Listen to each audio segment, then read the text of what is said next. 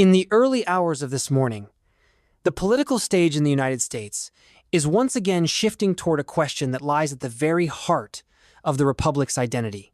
Who controls the capital, and by extension, who controls the image of American stability?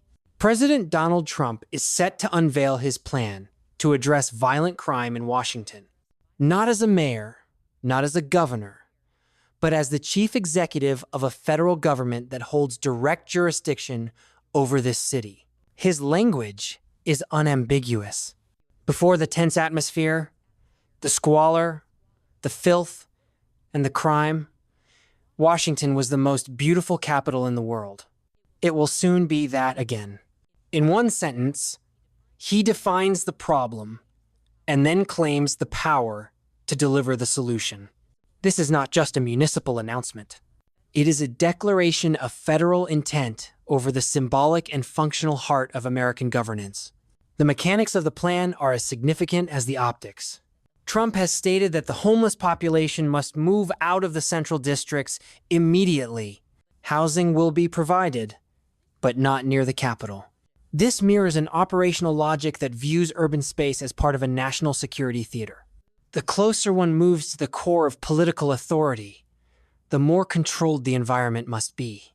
The capital, in this framework, is not merely a city, it is a secure zone, a projection surface for the American state. What is striking is that this policy emerges alongside memories of earlier moments when Trump suggested the federal government should directly manage Washington's law enforcement. Those suggestions came into sharp focus after the high-profile assault on a former employee of Elon Musk's Doge Group during an attempted carjacking. In Trump's framing, these incidents are not just crimes. They are symptoms of a deeper failure of local governance, failures that the federal center has both the authority and the obligation to override. Over the weekend, 100 federal agents were deployed across Washington in a large-scale anti-carjacking operation. It was not the first time a U.S. president has placed federal law enforcement directly into urban streets, but it is the first time in recent memory that such an action has been accompanied by an overt narrative of reclaiming the capital's security from within. Trump has also floated a controversial legal measure, the possibility of trying offenders as young as 14 years old as adults. While legally complex, such a move would function as a high-intensity deterrent, shifting the psychological calculus for youth gangs and organized petty crime networks. City police have already begun enforcing an 8 p.m.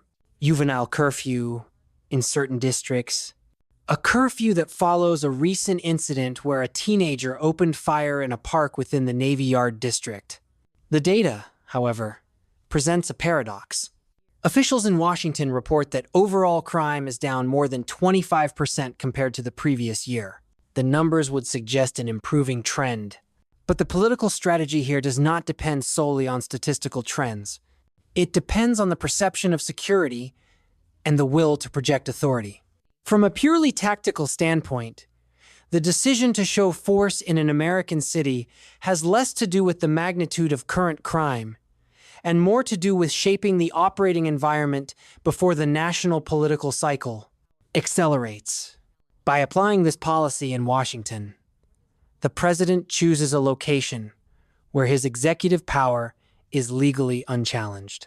Unlike California, where his deployment of the National Guard to control immigration protests triggered a lawsuit from Governor Gavin Newsom, Washington is a federal district. The D.C. National Guard answers directly to the president, not to a state governor. That legal distinction makes Washington a proving ground for a federalized model of urban security, one that could be adapted to other contexts if political conditions allow. The lawsuit in California, now moving through the courts, underscores the political fault lines between centralized federal action and state autonomy. Trump's legal defense there is precise. The troops were protecting federal property and personnel, not engaging in traditional law enforcement activities. In Washington, the distinction is irrelevant because the president's reach is absolute.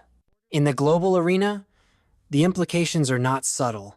Foreign observers, both allies and adversaries, are attentive to how a nation secures its own capital. To allies, a visibly controlled and orderly Washington signals a government that can protect its political core, even in an era of urban instability across the West. To adversaries, it is a reminder that the United States can and will apply decisive force domestically without bureaucratic paralysis. In the competition of great powers, internal security is not merely a domestic matter. It is a component of strategic credibility. Nations like China and Russia, both of which centralize the security of their political capitals to an extreme degree, will view Trump's plan as a movement toward a governance model they already understand. The difference is that in the American system, such actions carry a public debate and legal contestation, a process that can either reinforce legitimacy or reveal division. Historically, the control of the capital has always been an index of political stability. From the fortified Green Zone in Baghdad, to the security perimeters in Moscow, to the police saturation in Beijing's Tiananmen district, the message is constant. A state that cannot secure its capital cannot project strength beyond it. In this context, the decision to increase federal presence in Washington is not just about preventing carjackings. It is about maintaining a continuous visual and operational demonstration of control. The timing is equally deliberate, arriving in a moment where global media cycles are primed to interpret domestic events as indicators of a leader's governing capacity. For Trump, whose foreign policy doctrine has consistently merged domestic and international strength into a single narrative, the reclamation of Washington streets is a symbolic act with global reach. The legal authority over the D.C. National Guard, the capacity to deploy federal agents without gubernatorial consent, the willingness to redefine urban crime as a matter of national prestige, all converge into a coherent operational framework. That framework does not seek mere crime reduction. It seeks environmental dominance over the nation's political heart. It anticipates not just the needs of the present, but the contingencies of the near future, where domestic unrest and foreign influence operations could intersect within the capital's boundaries. For a geopolitical strategist, the significance is not in the question of whether crime is up or down, but in the alignment of legal authority, operational capability, and political will. In this alignment, Trump holds an advantage no state governor can match: the ability to fuse symbolic and practical control in one urban theater, and to do so under the unambiguous authority of the federal Constitution. What follows from here will not be measured solely in arrests or curfew compliance. It will be measured in the continuity of the capital's image as a secure and ordered seat of power, and in how that image influences the perceptions of both domestic constituents and foreign capitals. Washington, in this sense, is not merely a city. It is the lens through which the durability of the American state is judged. Trump's plan, announced at 10 o'clock this morning, will therefore be read on multiple levels. At street level, it is a response to violence and disorder. At the strategic level, it is a controlled demonstration of executive reach, a case study in how a modern democracy exerts direct control over its own core without dismantling its constitutional framework. In the coming weeks, the policy's real impact will be assessed not only in crime statistics, but in the steadiness of the message it sends. That the United States, under current leadership, is prepared to secure its center of gravity, and that in the calculus of great power politics, control begins at home.